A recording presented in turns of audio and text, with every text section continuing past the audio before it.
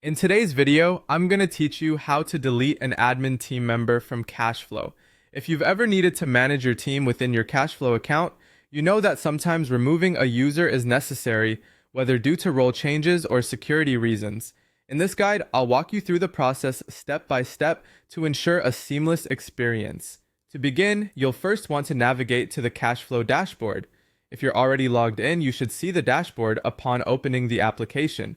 It acts as your central hub, providing access to all the features Kashflow has to offer. Now find yourself on the dashboard page. The next step is to click on Settings. It's typically located somewhere at the top or along the side of your screen, depending on your interface settings. This section is your go-to for configuring various account features and user management settings. After accessing the settings, your next stop is to find and click on Additional Users. This feature is designed specifically for managing the members that have access to your Kashflow account, whether they're admins or regular users. Within this area, all you've added to your account should be neatly listed. Now comes the task of selecting the specific user you wish to remove. Browse through the list and click on the name of the user you intend to delete. This action should open up their user profile, displaying details like their permissions and activity within the account.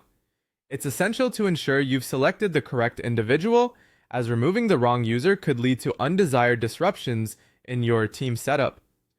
Once you're certain that you've selected the right user, look towards the top